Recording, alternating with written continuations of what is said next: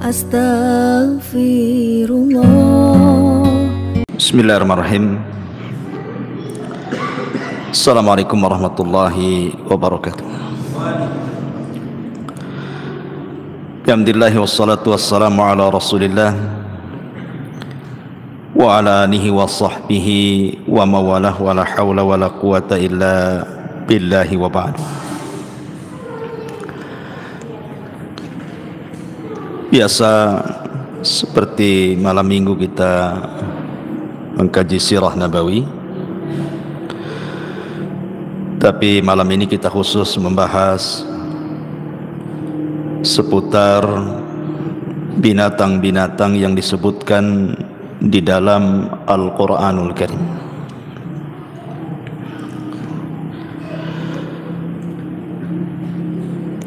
Kemarin ketika terjadi gempa di Turki, ada berita viral. Sebelum terjadi, banyak burung-burung yang kemudian berkumpul dengan kawanannya.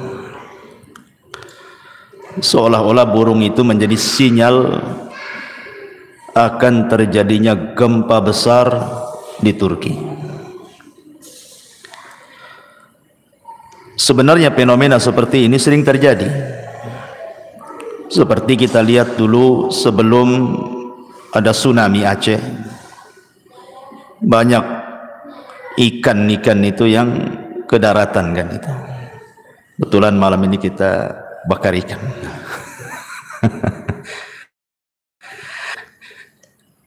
Bahkan juga ada berita di luar negeri itu, sebelum terjadi tsunami, orang-orang melepaskan kura-kura ke lautan, tapi kura-kuranya tak mau masuk laut, balik lagi dia. Rupanya setelah itu terjadi tsunami. Ada lagi peristiwa di Cina, kodok-kodok, ribuan kodok ke jalan raya. Rupanya setelah peristiwa itu terjadi gempa, sehingga muncul sebuah pertanyaan: apakah perilaku aneh binatang yang di luar kebiasaan manusia itu merupakan tanda-tanda daripada kiamat, ataukah hanya sinyal azab yang akan datang setelahnya, atau hanya kebiasaan binatang saja, tabiatnya memang seperti itu? Maka para ulama pun membahas soal ini. Adapun kalau perilaku aneh binatang-binatang sebelum terjadi musibah dikaitkan dengan tanda-tanda kiamat, maka tidak ada satu dalil pun yang mengatakan bahwa perilaku aneh binatang itu satu di antara tanda-tanda kiamat, baik tanda-tanda kiamat kecil ataupun tanda-tanda kiamat besar.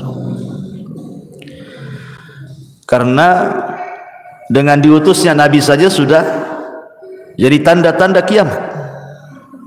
Artinya kiamat sudah dekat dengan diutusnya Nabi saja itu. Tapi sampai sekarang pun tidak dikiamat-kiamatkan. Pernah ada isu dulu gitu ya, tanggal 15 Ramadan ya, tak jadi kiamatnya. Alhamdulillah ada kesempatan bertobat. Sehingga ulama mengatakan kalau dikait-kaitkan dengan tanda-tanda kiamat, maka tidak ada satupun nas bahwa perilaku aneh binatang itu kemudian setelahnya terjadi gempa, tsunami atau gunung meletus adalah tanda-tanda kiamat. Kalau kita katakan itu perilaku binatang, masalahnya di luar dari kebiasaan mereka, sehingga memungkinkan boleh jadi dengan adanya binatang yang berperilaku aneh itu bisa juga menjadi sinyal akan datangnya bencana besar. Karena itu yang kita ketahui, jangankan bencana besar. Ada seorang ikhwan itu cerita di kampungnya sana. Jadi kalau malam itu monyet itu berisik, kalau malam itu monyet berisik, itu paginya mesti hujan. Kalau ada suara monyet itu katanya, kalau udah berisik-berisik itu monyet tuh, besoknya mesti hujan katanya. Allahu alam, ini cerita dia ya. Tapi bukan berarti gara-gara berisiknya monyet turunnya hujan, tidak boleh menasabkan hujan kepada berisiknya monyet, ya kan? Itu sama dengan menasabkan hujan kepada bintang, tidak boleh. Syirik kecil itu tidak boleh. Tetapi malam ini saya tidak hendak bercerita soal fenomena itu. Yang ingin saya bahas adalah di dalam Al-Quran itu Allah sebut 27 binatang. Tentu ketika Allah Subhanahu wa taala menceritakan soal binatang-binatang ini, bukan berarti kemudian Allah main-mainkan, tidak.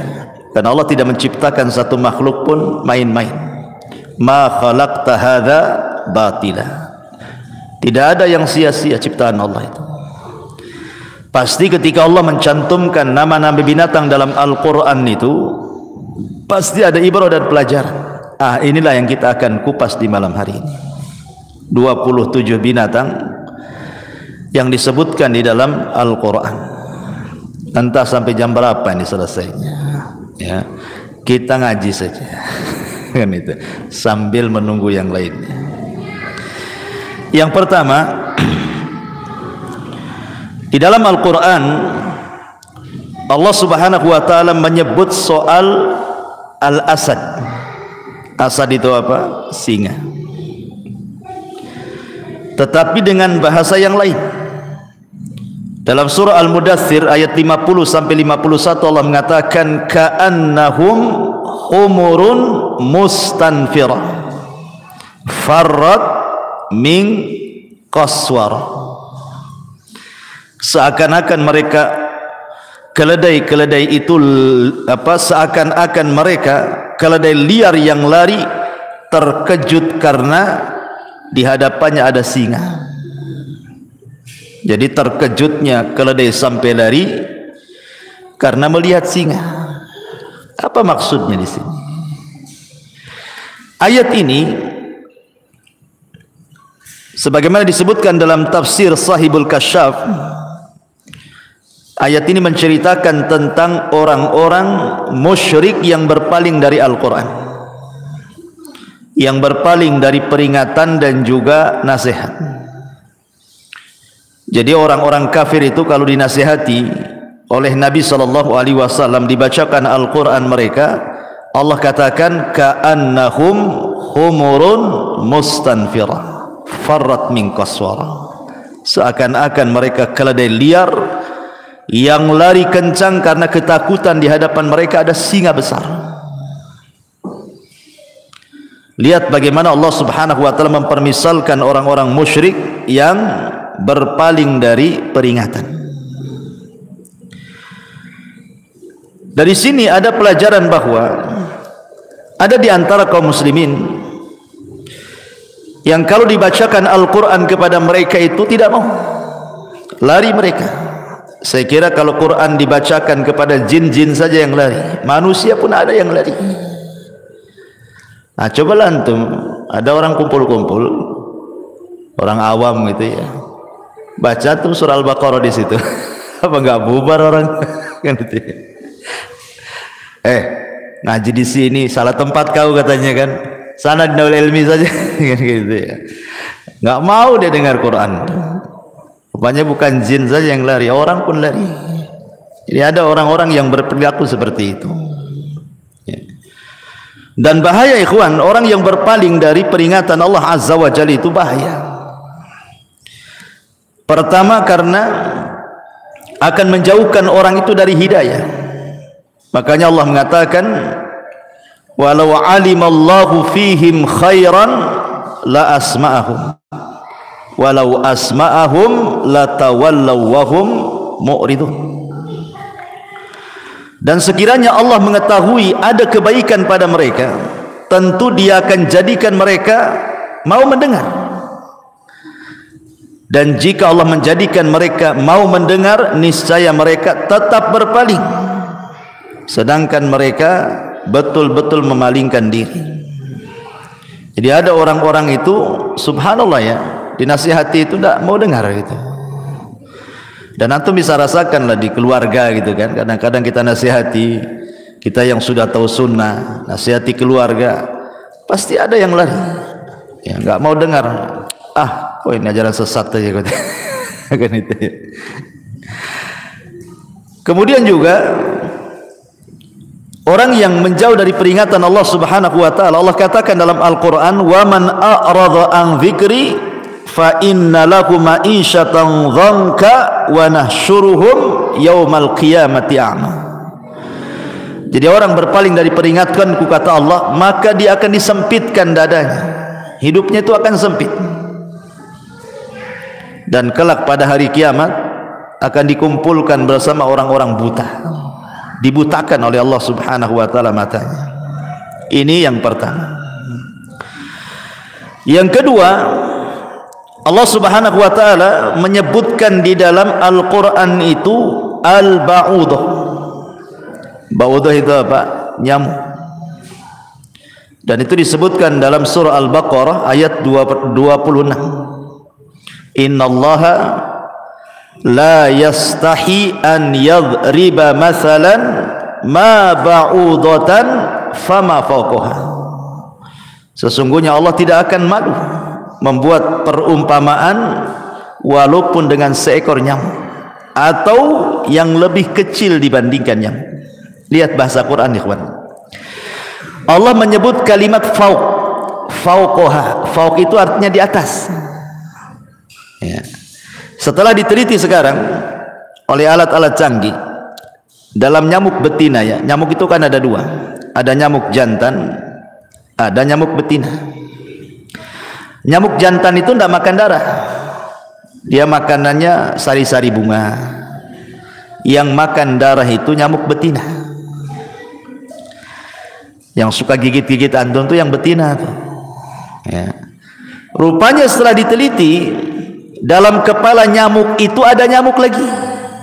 Coba bayangkan. Di kepala nyamuk itu ada nyamuk lagi, kecil sekali. Dan makanannya di atas kepalanya nyamuk itu juga. Coba bayangkan ya. Bahasa Quran tuh. Wa ma fauqaha. Kalimat fauq itu di atas, maksudnya di atas kepala nyamuk itu ada nyamuk lagi, kecil lagi, tidak bisa dilihat kecuali dengan alat. Di zaman jahiliyah, ya namanya di zaman itu belum ada alat-alat secanggih sekarang, bisa mendeteksi bakteri aja kelihatan di zaman sekarang. Zaman dulu mana tahu kan itu. Makanya ketika turun ayat ini menjadi perbincangan orang-orang musyrik. Apalah Muhammad ini, katanya. Masa kalam Allah kok membawa-bawa nyamuk pula di situ, katanya. Seolah-olah tidak ada faedahnya. Padahal nyamuk ini tanda-tanda kuasa Allah, ikhwan. Bayangkan saja nyamuk itu punya 100 mata. Kita aja 2 matanya. Nyamuk itu 100 matanya. Giginya 48 gigi, jantungnya 3. Bayangkan, nyamuk itu punya jantung 3, 2 di sayap, 1 di dada.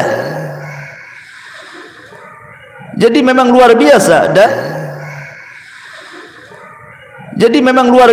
Dan nyamuk itu tidak bisa melihat, gak kayak kita ya mampu melihat ini. Nyamuk itu tidak bisa melihat, gak kayak kita ya mampu melihat ini biru, merah, hijau, kuning, pelangi gitu ya. Nyamuk tak tahu warna, tapi dia bisa mendeteksi di mana antum berada, walaupun digelapkan semuanya. Anggaplah gelap, tidak ada penerangan, nyamuk tahu di mana antum. Bagaimana caranya coba? Kita saja digelapkan, antum sembunyi di balik tiang, sudah gelap, tiang pula hitam kan, makin tak tampak. Tapi nyamuk tahu. Kenapa? Karena mereka punya deteksi suhu panas. Radar yang ada di nyamuk itu tidak dimiliki pesawat.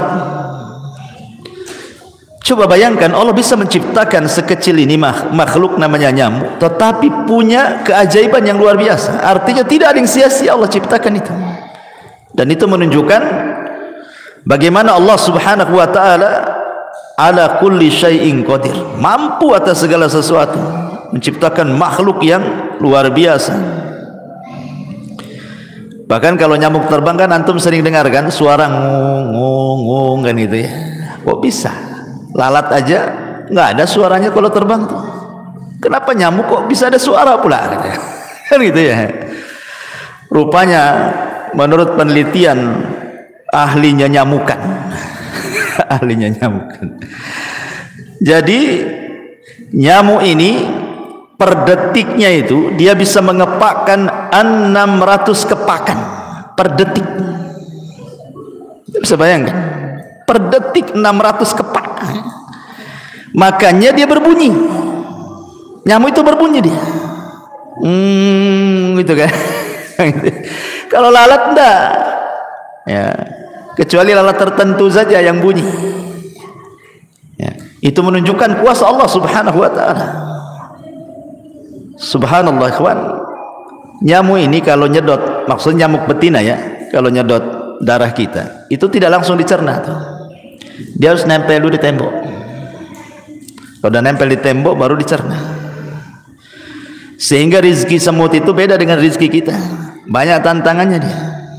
Gigit kita kena tepuk mati. Sekali lolos nempel di dinding kena cecak. Lolos dari cecak kena baygon. Kena raket. Apalagi subhanallah kan. Banyak tantangan nyamuk tuh. Tapi bagaimana Allah Subhanahu wa taala menciptakan luar biasa makhluk sekecil ini. Dan tentu ada ibrah di dalamnya. Ya.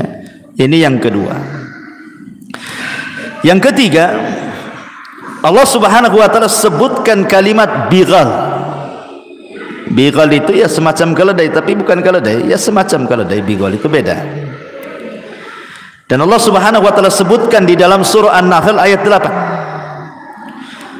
Allah mengatakan wal khayla wal bighala wal hamira litarkabuha wa zina wa yakhluqu ma la ta'lamun. Dan dia telah menciptakan kuda, bighal, keledai untuk kamu tunggangi dan menjadi perhiasan. Allah menciptakan apa saja yang tidak engkau ketahui. Subhanallah, ini nikmat ikhwan.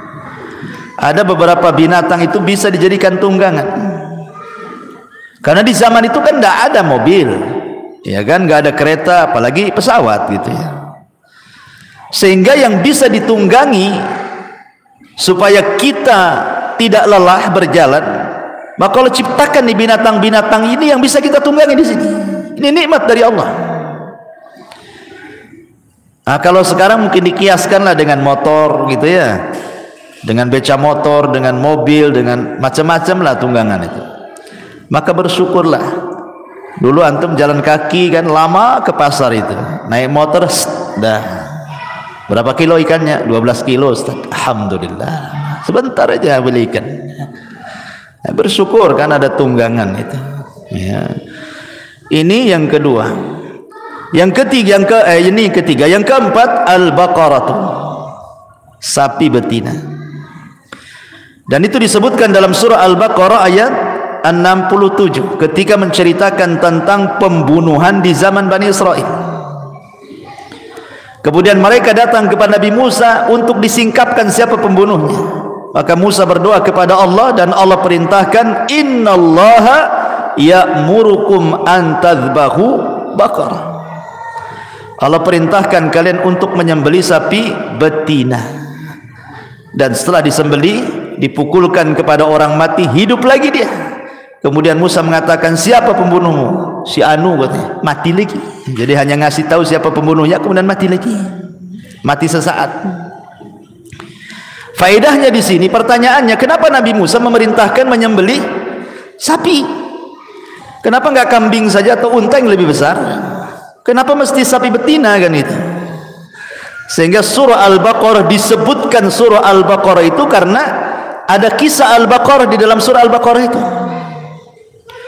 Para ulama mengatakan Nabi Musa itu hendak memadamkan sisa-sisa kesyirikan orang-orang Bani Israel. Jadi Bani Israel itu kan ketika sebelum Nabi Musa diutus, mereka di Mesir itu nyembah sapi. Jadi patung-patung sapi itu mereka sembah di Mesir itu. Jadi sapi itu dituhankan. Ketika Nabi Musa datang, kemudian Musa membawa tauhid. Tetapi setelah diseberangkan Bani Israel dari Mesir ke Palestina, menuju Palestina, rupanya kecintaan kepada Tuhan yang lama masih ada. Mereka masih terngiang-ngiang dengan Tuhan mereka, sapi-sapi itu. Makanya Musa meminta kepada Bani Israel untuk menyembelih sapi, menunjukkan apa? Supaya simbol ketuhanannya dihilangkan. Ya, lihat Tuhan kalian saya sembelih, seolah begitu. Ya, makanya yang disuruh sapi yang disembelih itu, bukan yang lain. Saya kira di zaman Bani Israel aja orang nyembah sapi itu. Di zaman sekarang ada juga orang nyembah sapi. Ya, mungkin di Indonesia nggak ada, yang ada kerbau ya, kerbau bule. Yang ada di Jawa Tengah itu di mana? Itu kalau bulan Syuro dikeluarkan tuh, diambil berkahnya. Apa namanya, siapa ya? Pak Selamat kalau nggak salah ya. Kerbaunya itu masih ada juga kerbau ya kan? Tapi yang betul-betul sapi ada di India sana. Coba klik aja tuh di YouTube itu kan, gimana sapi itu dimuliakan di orang India tuh. Masuk ke pasar nggak boleh diganggu. Kalau antum jual sayur dimakan sama sapi itu, oh itu Tuhan makan sayur tuh, jangan diganggu gitu kan. Susah orang itu kan. Ya. Jadi orang-orang musyrik ini terkadang agamanya nggak masuk di akal. Inilah yang keempat. Yang kelima, Allah Subhanahu wa taala sebutkan kalimat thu'ban. Thu'ban itu artinya ular. Di dalam surah Al-A'raf ayat 106, 107 Allah katakan, qala in kunta ji'ta bi ayatin fa'ti biha in kunta minas sadiqin.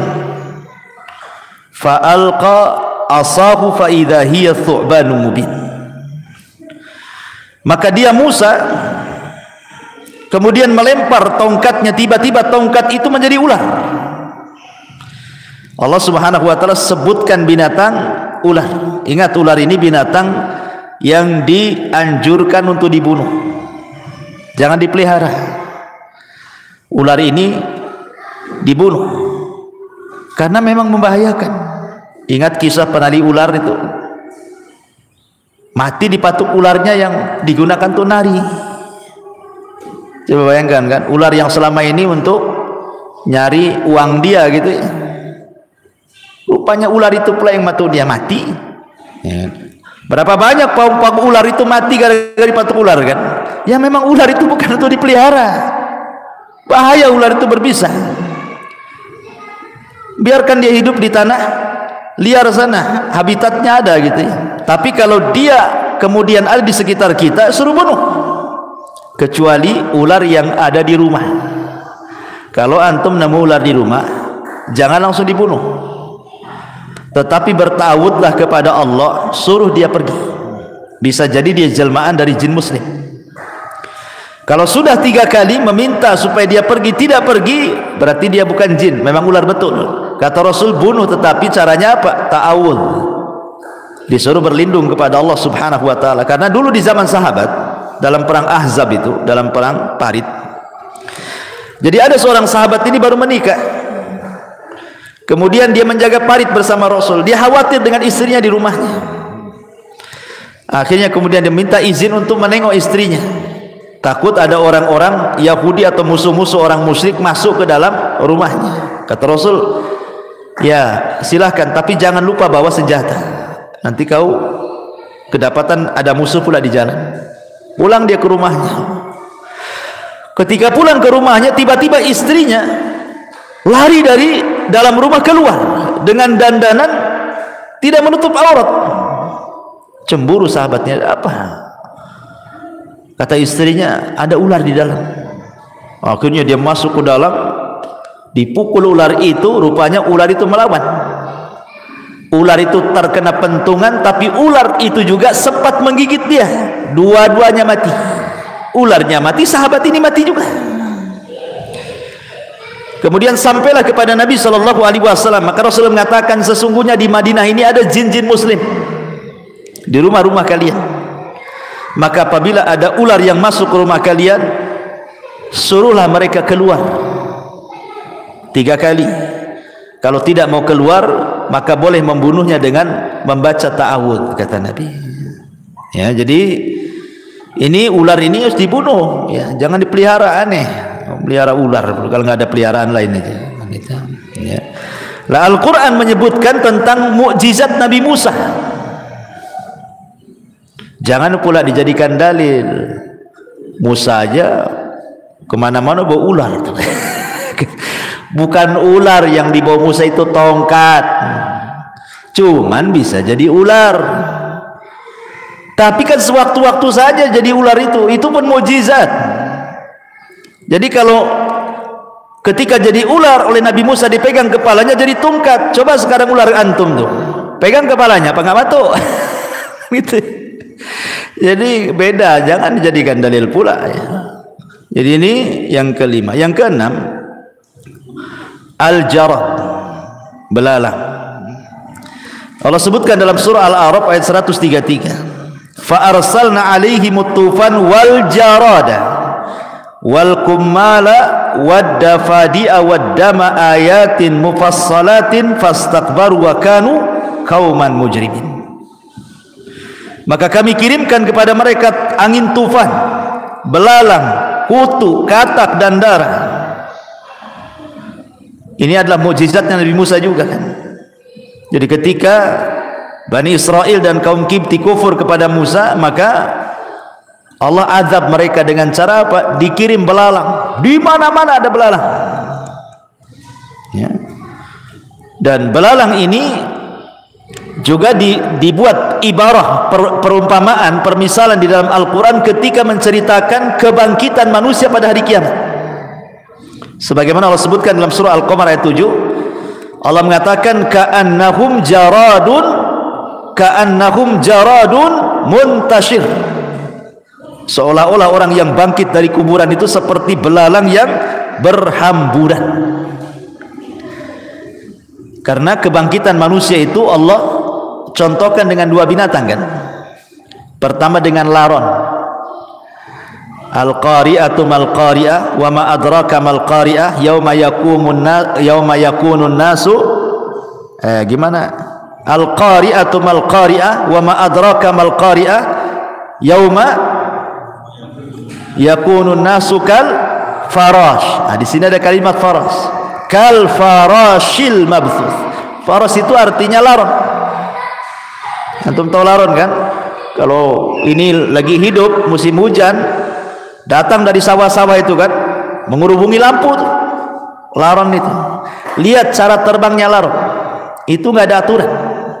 Laron tuh tabrak-tabrakan dengan kawannya biasa tuh. Paginya bersera tuh sayap-sayapnya. Dia pun jatuh. Karena nggak beraturan laron itu. Lah Allah juga permisalkan orang yang bangkit itu seperti laron. Sana sini nggak karuan. Tetapi setelah ada panggilan, barulah mereka berjalan tertib. Makanya diistilahkan seperti belalang. Karena terbang belalang dengan terbangnya laron berbeda. Kalau laron itu kan berhamburan nggak jelas gitu ya. Tapi kalau belalang itu dengan koloninya, dia terbang bisa rame-rame ke satu titik jelas.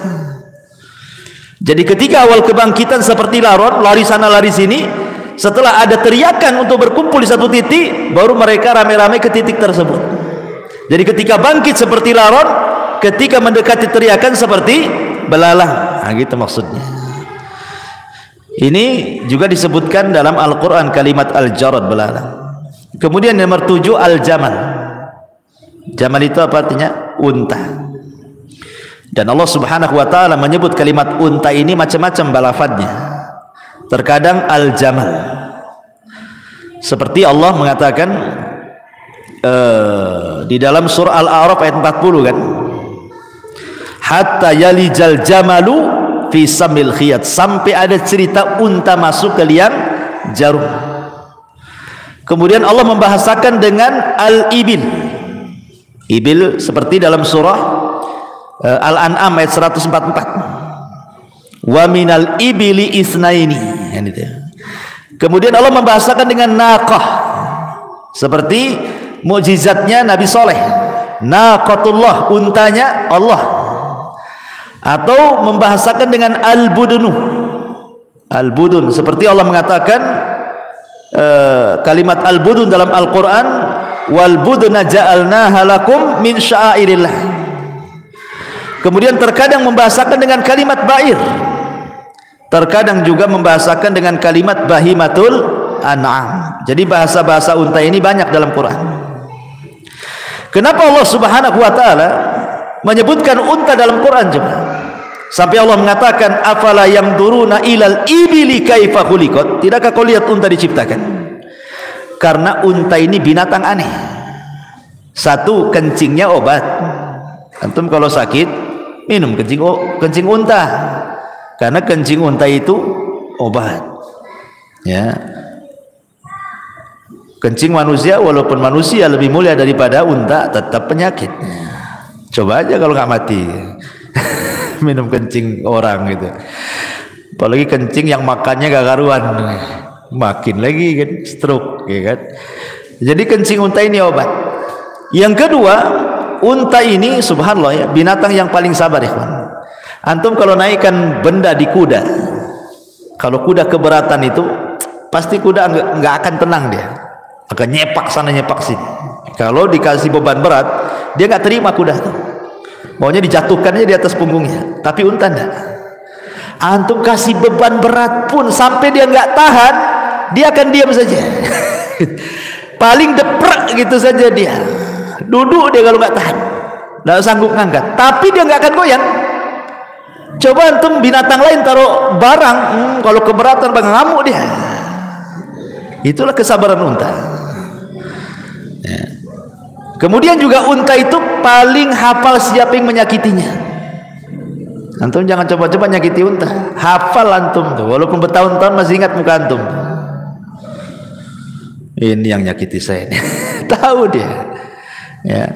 Kemudian dia tidak suka tempat dia ditempati orang. Pamannya ini kandang unta sebelah sini, untanya lagi main di situ. Antum pula duduk di kandangnya, langsung antum diserang. Makanya Rasul melarang tidak boleh sholat di kandang unta, karena unta itu tidak mau dia kandangnya ada yang nempati itu, jadi serang nanti lagi sholat disepak nanti kan masalah itu.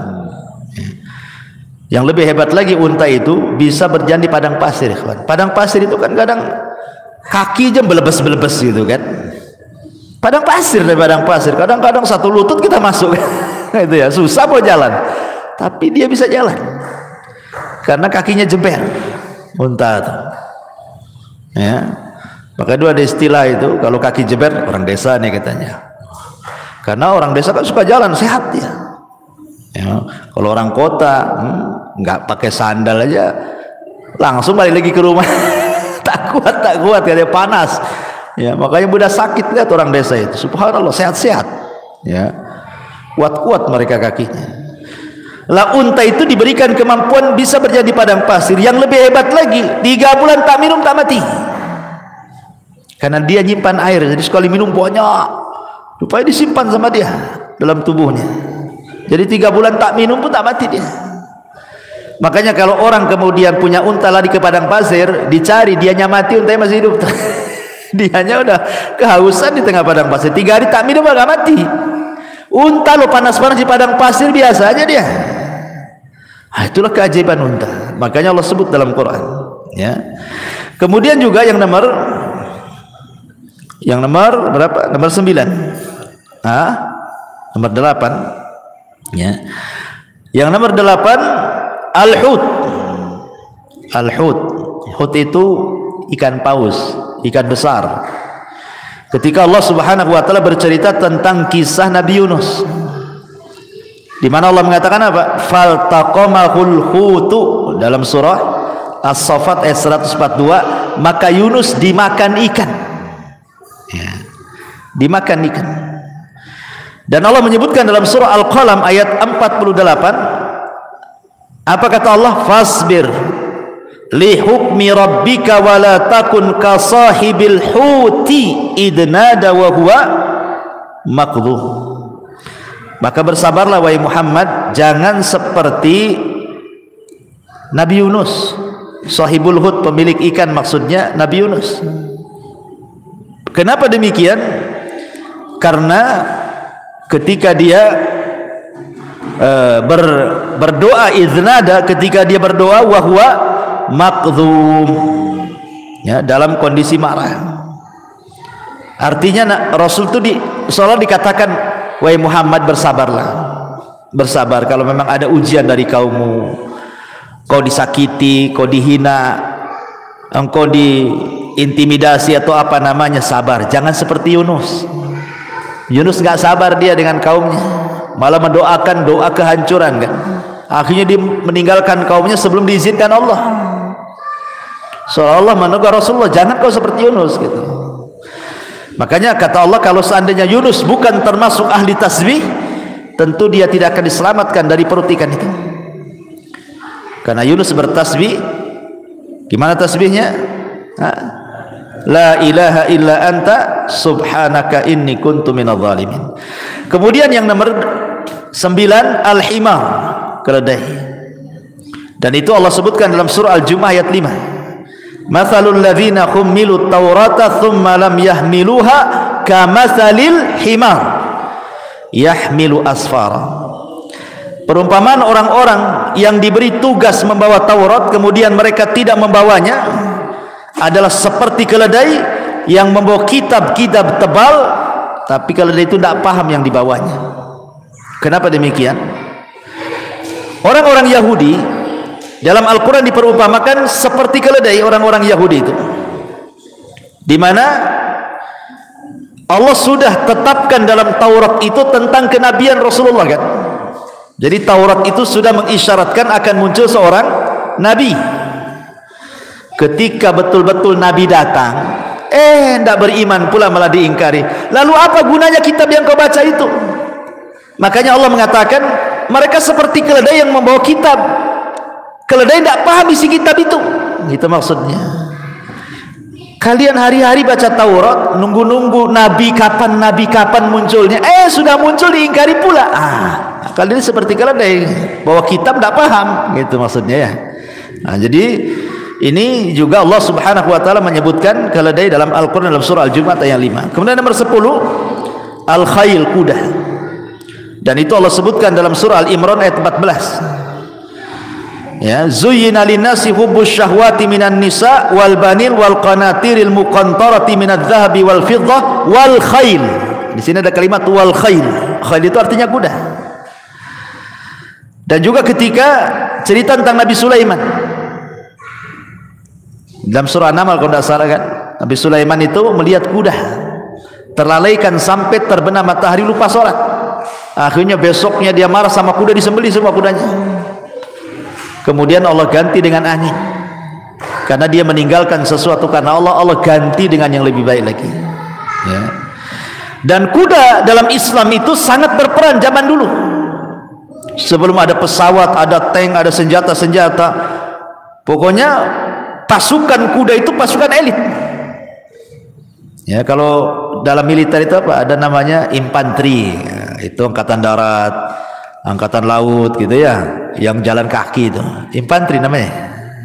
Kalau yang pakai senjata pesawat apa namanya, artileri istilahnya kan gitu ya. Itu juga sama gitu. Kalau sekarang kan angkatan udara, kalau dulu angkatan kuda. Bukan angkatan udara, angkatan kuda. Ada yang naik kuda, itu angkatan kuda. Itu ya udah elit pasukan tuh zaman dulu, dibandingkan yang jalan kaki. Karena dalam ubun-ubun kuda itu terdapat berkah, kata Nabi. Makanya Allah jadikan sumpah dalam Al-Quran, wal adiyati dhabha, demi kuda-kuda perang. Kemudian juga Rasul sampai mengatakan kuda itu ada 3 macam. Ada kuda lirrahman, untuk Allah. Ada kuda lisyaitan, untuk setan. Ada kuda lil insan, untuk manusia. Kuda untuk Allah apabila digunakan untuk perang, berjihad, berarti kuda itu untuk Allah ya. Yang kedua, kuda untuk disembelih dimakan, itu untuk kamu, untuk manusia ya. Adapun kuda untuk judi, kan ada tuh balapan kuda tuh, itu untuk setan tuh gitu ya. Balapan kuda untuk judi, itu untuk setan tuh. Kuda itu ada 3, yang untuk Allah jihad kan itu ya. Untuk umpamanya kita ke pasar naik kuda gitu ya, belanja, untuk manusia Kalau untuk judi untuk setan lah. Itulah kuda bagi tiga. Ya. Kemudian yang nomor 11 dzubab. Dzubab itu apa?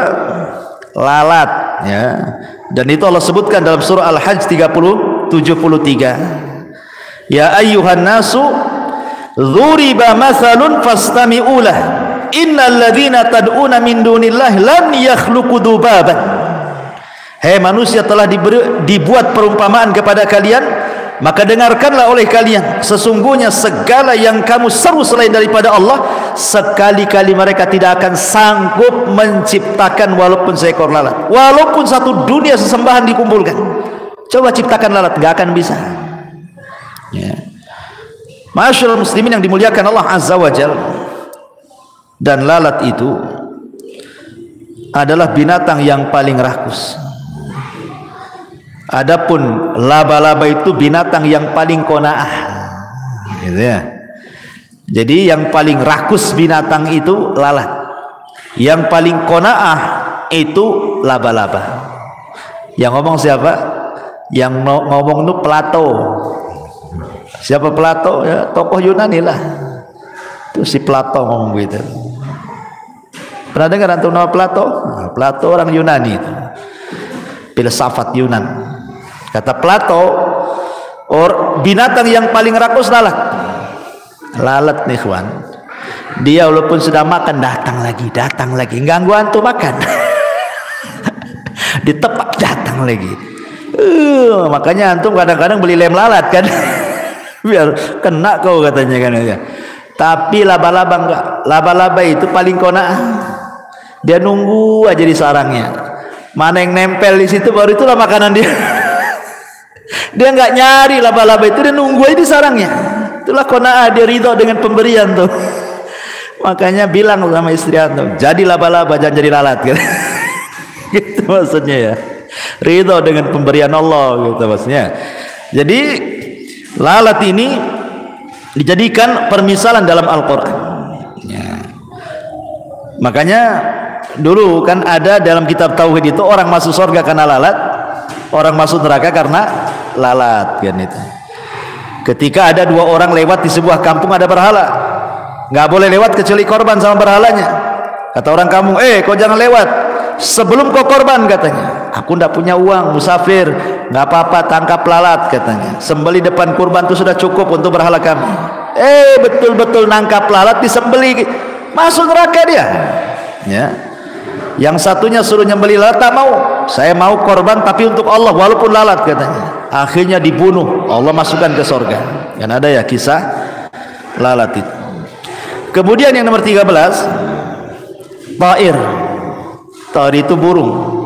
Ya, Allah sebutkan di dalam surah Al-An'am ayat 38. Allah mengatakan wa ma min dabatin fil ardi wala ta'irin yatiru bi janahaihi illa umamun amsalukum. Dan tidaklah seekor binatang pun yang ada di bumi dan burung-burung yang terbang dengan kedua sayapnya, melainkan semua merupakan umat-umat juga seperti kalian. Ingat, kita sering salah paham dengan binatang kan. Seolah-olah binatang itu yang kita ketahui, binatang itu nggak berakal. Ya, binatang itu paling kerjanya makan, minum, tidur, syahwat, mati. Ya. Makanya kalau orang kerjanya minum saja, makan saja, tidur saja, nggak mau kerja, ya ente ini kayak binatang kan. Biasa kan orang gitu ya. Karena memang binatang kan itu yang kita ketahui kan. Ya, kerjanya makan, minum, tidur, syahwat, mati. Dan itu ya. Itu yang kita ketahui soal binatang. Karena binatang itu tidak berakal. Kata siapa binatang tidak berakal? Binatang itu berakal. Bukti bahwa binatang berakal, lihat kisah Nabi Sulaiman berdialog dengan hudhud. Kalau hudhud itu binatang tidak berakal, macam mana berdialog dengan yang tidak berakal? Berakal hudhud. Dari mana kau hudhud? Kata hudhud, aku dari Yaman katanya kan. Baru saja aku lihat istana kata. Itu ratu di situ yang jaga. Tapi sayang nyembah matahari bulan katanya. Lah kok bisa berdialog Sulaiman dengan hudhud? Kalau berakal. Kalau tidak berakal kan enggak seperti antum nengok ayam. Antum ajak ngomong, tiba-tiba ngeleo saja ayamnya. Itu karena yang kita lihat kayak gitu kan. Ya. Binatang itu punya akal juga, cuman akalnya tidak seperti akal manusia. Buktinya Sulaiman bisa berdialog dengan hudud, dan buktinya semut. Ketika Sulaiman datang mau lewat dengan pasukannya, apa kata Raja Semut? Ya ayyuhan namlu dkhulu masakinakum la yakhtimannakum Sulaiman wa junuduhu wa hum la yash'urun. Semut, masuk cepat ke lubang kalian. Nanti Sulaiman mau datang diinjak kalian. Sementara dia tak tahu. Ya kan? Kalau nggak berakal bisa, kenapa dia bisa mengkhitab sesama semutnya? Kenapa dia bisa bicara dengan Sulaiman? Berarti binatang itu berakal sebenarnya. Cuman akal mereka beda dengan akal kita. Ya, mereka juga saling mengkhitab sesama mereka. Makanya di sini Allah mengatakan, tidaklah seekor binatang pun dan di bumi, dan tidak pula burung-burung yang terbang dengan kedua sayapnya, melainkan semuanya merupakan umat juga seperti kalian. Umat seperti kalian. Dan burung itu adalah makanan terlezat di zaman Bani Israel yang disebut dengan salwa. Ada manna, ada salwa. Salwa itu sejenis burung, itu makanan lezat dari langit, ya. Kemudian yang nomor 14, adh-dha'nu. Dha'nu itu kambing wol, ya. Ada maiz kambing kacang, ada adh-dha'nu kambing wol. Kalau bahasa kita ada kambing kacang, ada domba. Nah, itu ya. Kalau domba dalam bahasa Arabnya adh-dha'nu. Kalau kambing kacang dalam bahasa Arabnya disebut maiz. Nah, itu ya. Bahasa Arab juga beda ya. Di dalam surah Al-An'am ayat 143 Allah mengatakan samaniyata azwajin minadh-dha'ni itsnaini wa minal ma'zi itsnaini kul adzaqaraini harrama amil unthayaini mashtamalat alaihi arhamul unthayaini nabbi'uni bi ilmin in kuntum shadiqin. Allah mengatakan dalam Al-Quran, ada 8 hewan ternak yang berpasangan, 4 pasangan, sepasang domba dan sepasang kambing lainnya. Katakanlah, apakah yang diharamkan Allah 2 yang jantan atau 2 yang betina, atau yang ada dalam kandungan kedua betina tersebut? Terangkanlah kepadaku berdasarkan pengetahuan kalian, jika kalian orang-orang yang benar. Karena gini ya, tradisi orang-orang jahiliyah itu ada yang mengkeramatkan unta, ada yang mengkeramatkan kambing. Ya. Ada, mereka itu orang-orang jahiliyah suka begitu tuh. Ada binatang-binatang itu dikeramatkan. Seolah-olah kalau dikeramatkan nggak boleh disembelih, nggak boleh dimakan. Makanya Allah mengatakan, apakah kalian akan mengharamkan yang Allah halalkan? Rupanya tradisi orang-orang jahiliyah ada juga di zaman sekarang yang masih mengeramatkan binatang. Ya contohnya tadi, kerbau dikeramatkan kan, masih ada tuh. Kayak orang jahiliyah juga jadinya kan. Ya. Kemudian juga yang nomor 15, ad-difda. Difda itu apa? Kodok. Ya, anaknya disebut cebong, bapaknya kodok, anaknya cebong. Ya.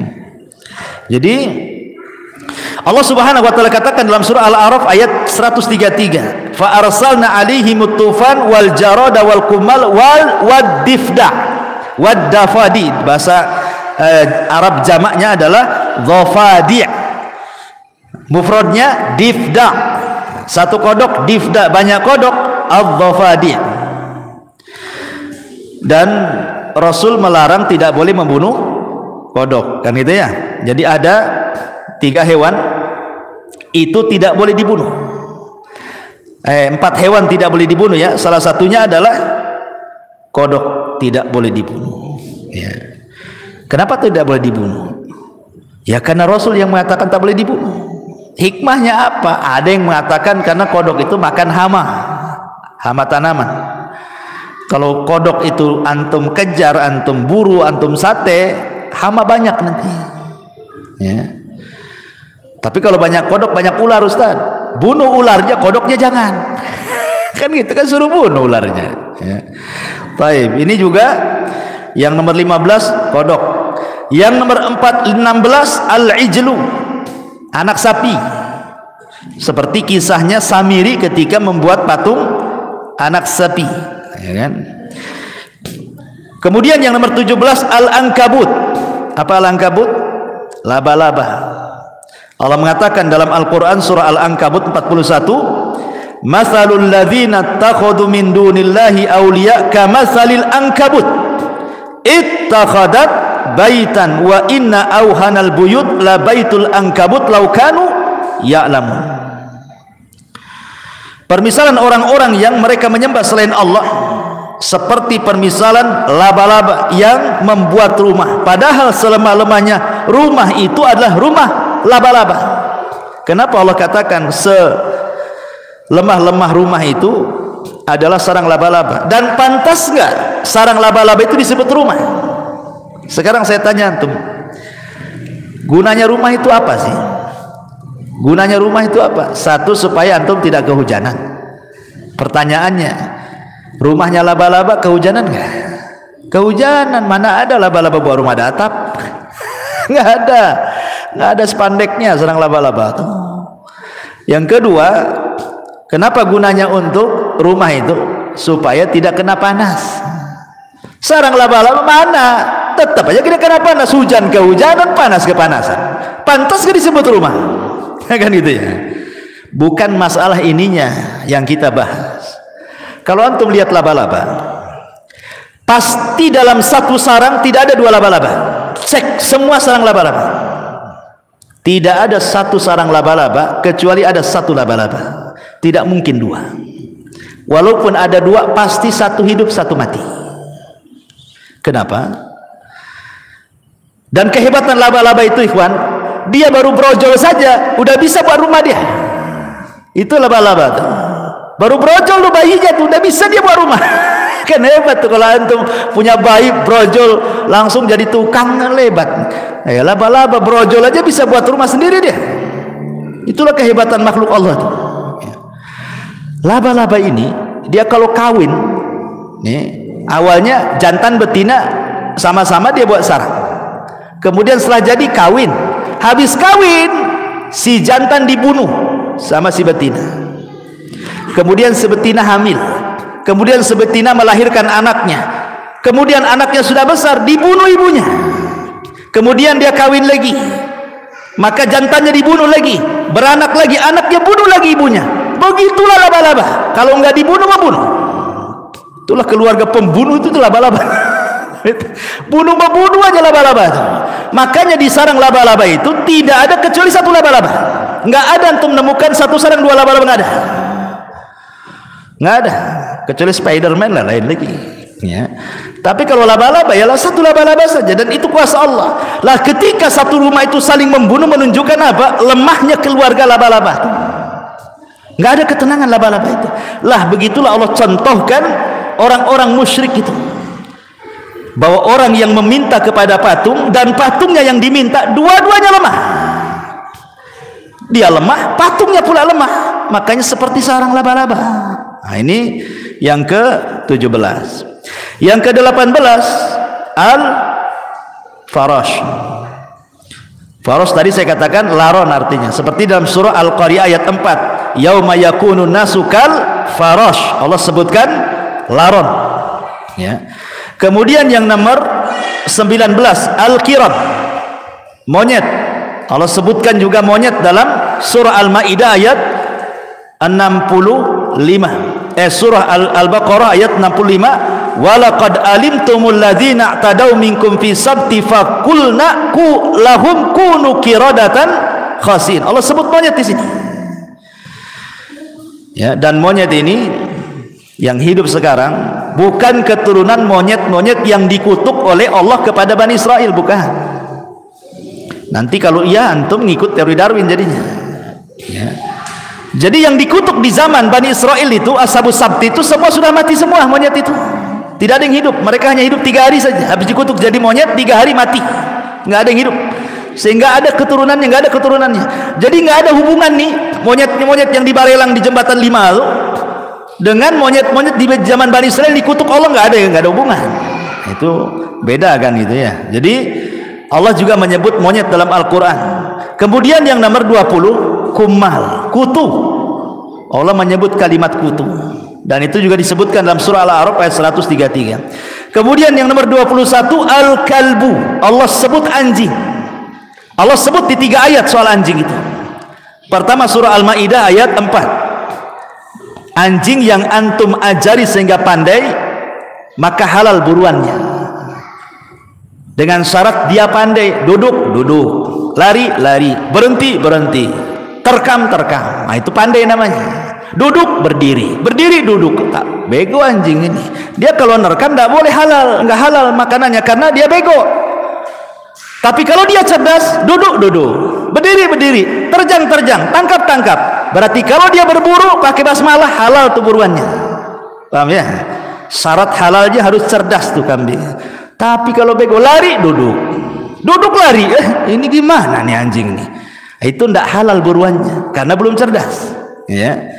Kemudian yang kedua disebutkan dalam surah Al-A'raf ayat 176 ketika bicara soal Bal'am ibn Ba'urah, seorang ahli ibadah di zaman Bani Israel yang meninggalkan syariat Taurat kemudian berpindah menjadi orang kafir. Allah membahasakan, famathaluhu kamathalil kalbi in tahmil alaihi yalhath aw tatrukhu yalhath. Lihat anjing itu ketika lidahnya menjulur, kau halau tetap menjulur, kau tinggalkan pun tetap menjulur, gitu ya. Kemudian Allah mengatakan, walau syi'na la rafa'nahu biha walakinnahu akhlada ilal ar wattaba'a hawa. Kenapa? Karena dia cenderung kepada dunia. Jadi dahulu ada namanya Bal'am ibn Ba'urah. Bal'am ibn Ba'urah ini adalah ulamanya Bani Israel.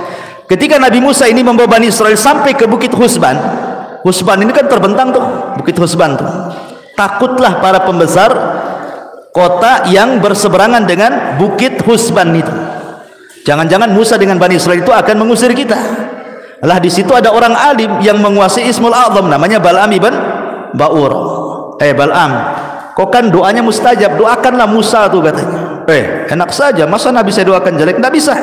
Akhirnya ditawari dunia, mau pula dia. Ketika betul-betul mau berdoa kejelekan kepada Musa, keseleo-seleo, kepleset-pleset lidahnya itu, tidak bisa. Akhirnya dia mengatakan khosirat dunia wal akhirat. Dunia sudah rugi, akhirat pula rugi katanya.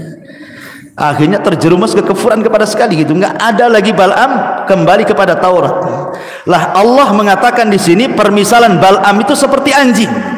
Nah, di sini disebut kata anjing. Kemudian dalam surah Al-Kahfi ayat 22 disebut anjing juga kan yang menemani Ashabul Kahfi. Ini yang nomor 21. 22 Allah sebut kalimat an-nakhlah.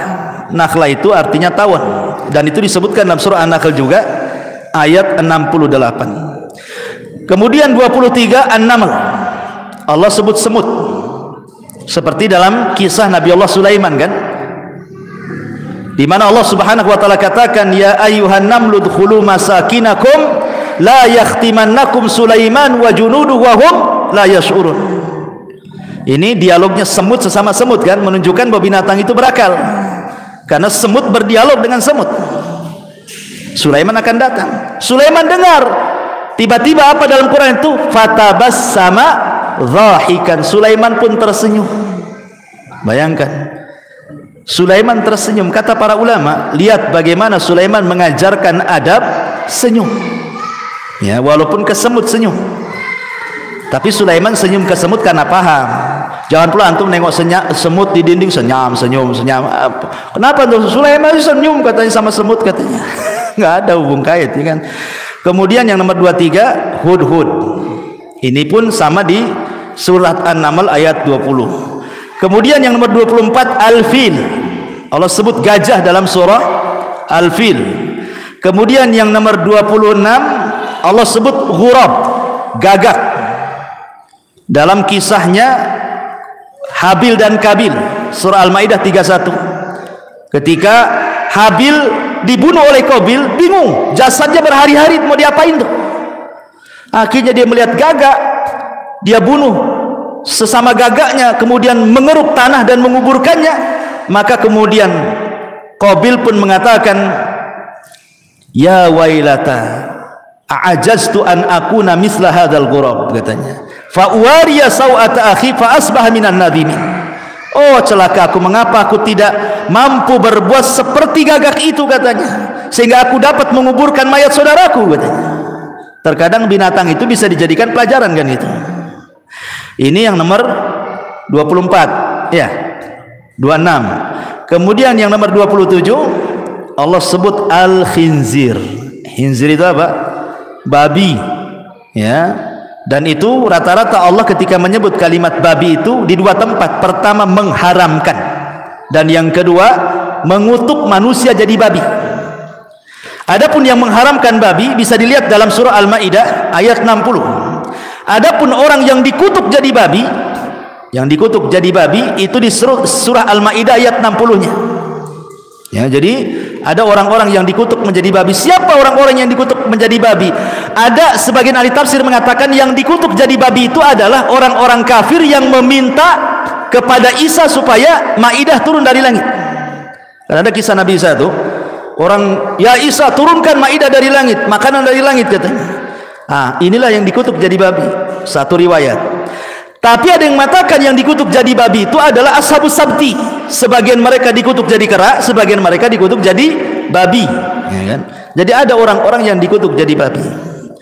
Kemudian di sini ada tambahan, ada namanya, secara umum tidak disebut, tetapi Al-Quran menyebutnya dengan as-sabu. Sabu itu binatang seperti buaya, macan, harimau, itu disebut sabu.